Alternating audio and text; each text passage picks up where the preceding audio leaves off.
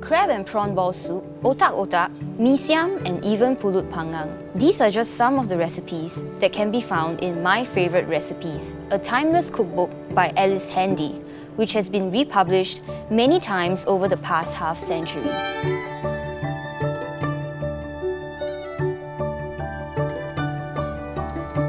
The book that I have in my hand here is My Favorite Recipes by Mrs Ellice Handy. This book was published in 1952, and Mrs Ellice Handy is the first local principal of the Methodist Girls School.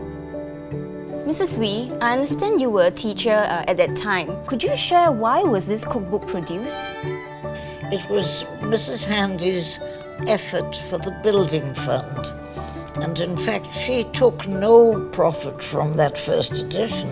And I recall quite definitely that first edition raised $10,000 for the school building fund. All the schools that taught home economics used this book, and that's why the first edition, sold off so quickly. But Mrs Handy's book wasn't like the only cookbook at that time. Actually, there were other very popular cookbooks, such as the Young Women's Christian Association series of cookbooks. So the copy that I have here is actually donated by Mrs Wee herself, and this is the third edition of the YWCA cookbook.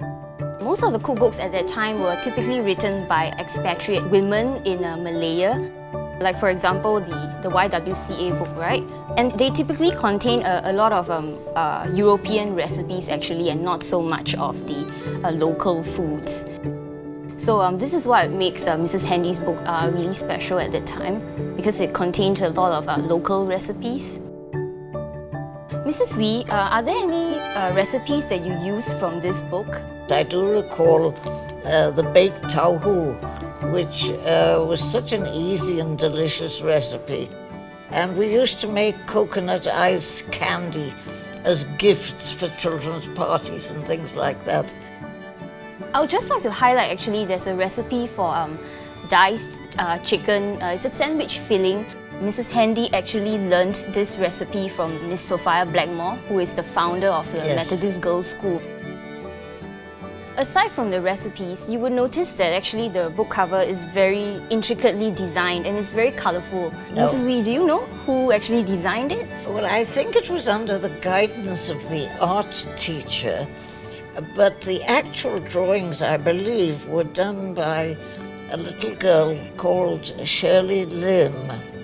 And what's interesting is that Shirley Lim, when she grew up, went to England and became a well-known sculptor called Kim Lim. So she became somebody in the art world, someone of some distinction. But somehow, I don't think most people remember that Shirley Lim and Kim Lim were the same person.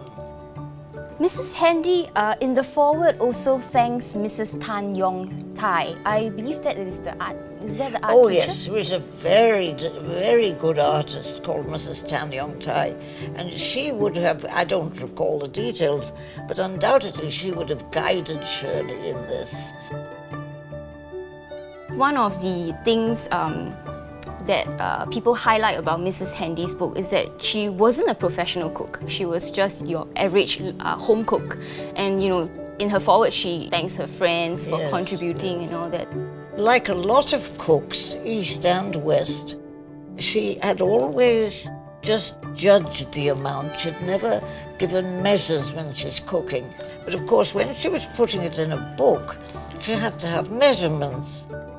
And she would come into the staff room and say, "Oh, this Saturday I'm going to be making whatever it is. Anyone who wants to come round to my place is welcome." I lived round the corner, so I think went every Saturday. And we used to sit at this table, chopping the ingredients for her and drinking pints of iced black coffee. And these were very happy mornings. And I look back on them as a very nice memory. Our palates have changed so much over the last 50 years. It is really surprising that this book continues to be popular today, such that the latest edition was just published a few years ago. So why do you think that is, Mrs Wee? There's a certain simplicity about the way that she writes. And I think MGS girls have always, some of them did a book called Our Favourite Recipes. So I think the MGS crowd have always sort of remembered that book.